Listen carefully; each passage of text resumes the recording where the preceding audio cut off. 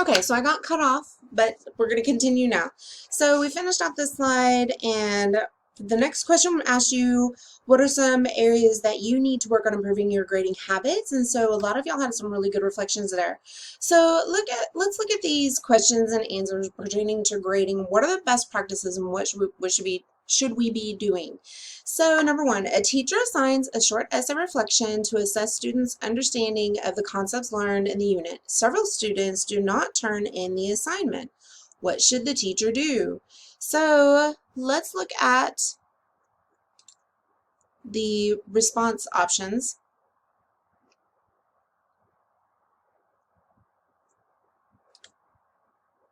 Oh, just kidding. Okay.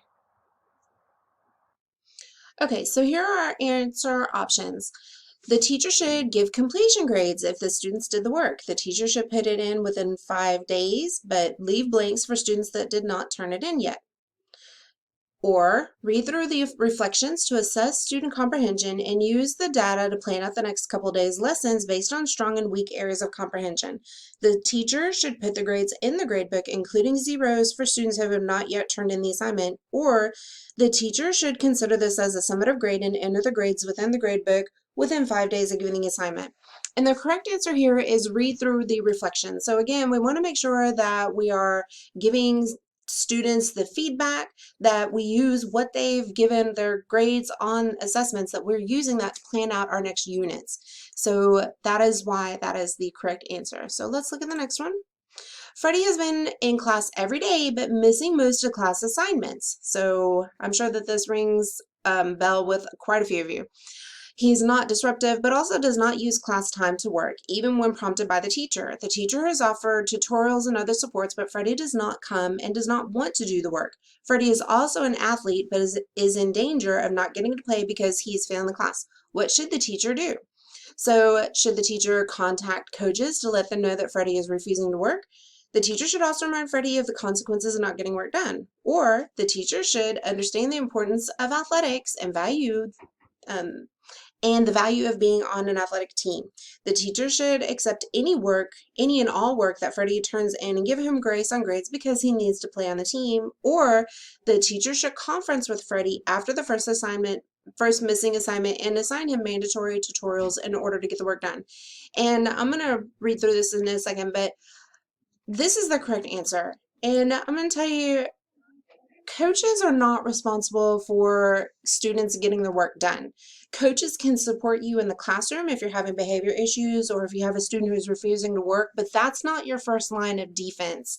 No pun intended, when we're talking about athletics.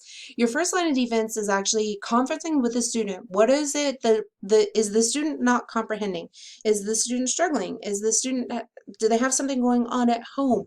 Why is the student not getting the work done? And unfortunately, we will have students who just don't want to work. They don't want to do the work. They're lazy, da da da da da. But we can still work with those students and try to get them up to where they need to be in working. We can give them more one-on-one support during mandatory tutorials. So you should assign tutorials, and it's not a question of if a student, and yes, we have students who work, so there are some exceptions, but for the most part, I would tell a student, you need to be here after school at 3:05, and we're going to go over this assignment, until 3:30 or 3:40. Give them another opportunity to come in. And some of the students are a little bit more receptive to the one-on-one support because they're too embarrassed to ask questions in class, or they're too embarrassed to look like they don't know anything. They don't want to appear stupid. And so helping them, giving them a little bit more of that one-on-one attention gives them the support they need in a non-threatening environment where they can still achieve. So giving them that opportunity to come in after school is huge.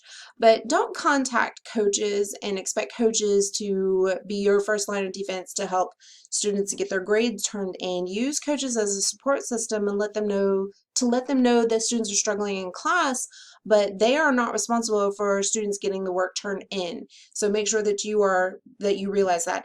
And again, we don't give grades, we don't give grace. We do give grace on grades, but we don't give grades. And so yes, being on a sports team is valuable. I played in sports all through high school, but they're student athletes, and student comes first. You can't be an athlete if you're not achieving in classes. And so we need to make sure that we're focusing on what is the most important part of them being here. So the teacher should conference with Freddie after missing the first assignment and assign him mandatory tutorials in order to get the work done. So we don't wait until he's missing 3 assignments. We don't wait until he's missing multiple assignments. We do it on the first assignment. Hey, why didn't you get this work done? Is there anything I can do to help you? Are you almost finished? Maybe you just didn't turn it in. What is the real problem here? And we stay on that student so that they know that we hold them accountable, as one of y'all said earlier. We hold them accountable for that grade, and so we need to make sure that we're doing our due diligence to help and support them in the classroom. So if Freddie does not attend tutorials and accumulates missing assignments, the teacher should contact parents after every assignment. So one of the things that I used to do, and I gave y'all, I think we talked about this in a prior training, but sending out that parent communication. Hey, just a quick note, your student is missing this assignment. It was assigned on this date. It was due on this date. Is there anything I can do to help them complete it? Make sure they get it turned in by Friday. And that way you've made that parent contact. You've done your due diligence to make sure that you're doing everything in your power to help students get the work turned in. The teacher should immediately put zeros in the grade book so that Freddie understands that he will not pass if he continues to refuse to get his work done. The teacher should calculate the grade he earns. And again, making sure that we're giving that instant feedback and that we're keeping the grades updated so that parents, students, and even coaches know where students are in the class, and they're not all of a sudden failing, or they're failing direly because you haven't put in 5 or 6 grades. Those grades need to go in consistently, so within 5 days. And you don't want, as a teacher, you don't want those grades piling up anyways, because it makes it so much harder to grade when you have 5 assignments you need to grade and get in the grade book. It makes it really stressful. And so you need to make sure that you're doing it on a consistent basis so that they not only do they get the instant feedback, you also help keep yourself from getting super stressed out. Okay, number 3, Mrs. Xavier students are assigned a daily warm-up activity. The warm-up is also always based on the learning from the previous day as a review and quick check. The students have 6 minutes to complete the assignment. Then Mrs. Xavier reviews the assignment with the students, answering questions and explaining any areas of confusion. During this session, students have the opportunity to correct any errors they made when they did the activity individually. Could Mrs. Xavier use this as a daily formative grade? So your options: no, this is a participation grade and cannot be calculated for mastery. No, this assignment is considered culminating since it is done every day. It should be a summative grade by the end of the grading period. It will be a calculation of mastery of the content.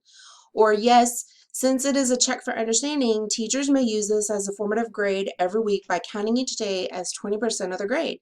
This may be graded and calculated for mastery since students get feedback on their work and correct errors. And this is the correct answer here. So giving them that instant feedback, giving them an opportunity to make corrections, and we can use that as a formative grade but at the end of the week by taking those little pieces and making it one grade. So this is a good practice to do formative grades. It's a really quick activity you can do every single day, and then they get that instant feedback and they're able to look on their learning. What are they learning? Number 4, at the beginning of the grading period, Mr. Rompy assigned a culminating project to be due at the end of the grading period. He provided a rubric for students and gave them class time to work on it throughout the grading period after teaching various lessons. Mr. Rompy did 3 progress checks throughout the 6 weeks to ensure students were on track to complete the project and to check on comprehension. At the end of the grading period, each group turned in their project and received a summative grade. For this learning and grading process, what would be the most important action the teacher does to ensure high-quality projects and retention of learning? So, he will give very detailed feedback at all formative checkpoints. He will calculate an equitable grade for every student, or he will give each member of the group full credit for participation. And here, this is our correct answer. He will give very detailed feedback at all formative checkpoints so students can correct errors and mistakes, and so that they can increase their comprehension and retention of the learning. And so again, here is our formative assessment. We give them that instant feedback. We give quality detailed feedback, and that way they can make improvements and they know exactly what they did wrong. And again, that's part of the learning process. We learn through our mistakes and we learn how we can improve it for the next time. Number 5, Misty's mother, Fran, is extremely upset that Misty is failing English 1. Misty told Fran that her teacher, Mrs. Waldo, is picking on her in class and that she's failing because Mrs. Waldo doesn't like her because she's a vegetarian. Fran contacted Mrs. Waldo to give her a piece of her mind because Misty is a good person and should not be failing because of a teacher. In reality, Misty is failing because she is missing a quiz, a vocabulary assignment, an essay, and a test that was taken on a day she was absent. How should Mrs. Waldo handle this situation? So Mrs. Waldo should explain that the current grade is based on calculated scores from assignments that Misty has turned in. Mrs. Waldo should explain that she's also a vegetarian and that Misty's eating preferences have no impact on her grade. Or Mrs. Waldo should explain that to Fran that Misty is no angel and describe in full detail all of Misty's faults. Well, I'm sure that a lot of us feel like here that we want to give them a little piece of our mind because students can be students sometimes, but here is what you need to do. And again, this, when you calculate mastery of grades, this protects you from being accused of not liking a student or being accused of picking on a student for whatever reason. And so that keeps it equitable. So here, Mrs. Waldo can say, here are the assignments that she's turned in. Here's the calculation of those grades. She's failing because she's missing these assignments, and it has nothing to do with anything else other than her grades and what she's turned in, or the assignments she's turned in. This, again, this protects you in multiple ways from any accusations that are irrational. So one last note on grading. If most or all students miss the same questions on a test, it could be that you did not teach that concept well. If that is the case, throw out the question or questions, maybe up to two or three, maybe max, and recalculate the grades, and then add that same question on the next test and be certain to reteach the concepts to ensure learning and comprehension. So there are times, I know personally, there were times when I had one or two questions that the students would miss, and it was every student missed it. So I would throw out that grade, I'd recalculate it based on what they got correct, and then I would go back, teach that concept, and then add it to the next test. And this way, you're reteaching, you're using that data, and then you're ensuring that you have taught everything that you need to teach, that they can master that content. Okay, so let's move on to literacy, rigor, and relevance. And these are the Seidlitz strategies that you need to use in the classroom to maximize class time. So this is all, Seidlitz is based on strategies to enhance rigor. And we know that rigor means deep thinking, which produces deep, rich comprehension of content. When we increase rigor, we increase the complex ways students can use their knowledge. So it's all about language, deep thinking, language acquisition, being able to apply it, and multiple activities that we can do in our classroom to increase literacy. But through literacy, language and rich language vocabulary, we also increase the rigor and relevance. Okay, so the correct definitions of rigor, we've seen this before. Is it work, work, work? The more a student does, the more rigorous the class. Is it deep thinking on any concept learned, or is it the ability to create, manipulate, and apply information learned in complex ways? And it is number 2 and 3. So it's not work, work, work, work. It's how deeply are they thinking, and can they apply it in multiple ways? So 7 steps here. I'm not going to read through this because we're going to look at them each individually. So number 1, teach students what to say when they don't know what to say. And most of y'all already have the posters that say, can I get help? Can you rephrase? Can I have a minute to think? Da da da da da. They've got multiple things that they can say when they don't know what to say. So we don't want them to practice learned helplessness. This is what many of our students have learned from teachers and others when they're not held accountable for responding to questions or completing a task. So instead of responding with, I don't know, we teach them how to get help so that they can answer the question or complete the task. We don't give them any out. We hold them accountable for answering and responding to questions in class. So alternatives include, may I have more information? May I ask a friend? Where could I find more information about that? May I please have some time to think? Would you please repeat the question? And sometimes if students get caught up and they're still a little bit hung, I would be like, I've asked John to answer a question. John can't answer it, and I would say, okay, Jacob, would you please help John with this question? And that gives the students an opportunity to help each other and demonstrate what they learned.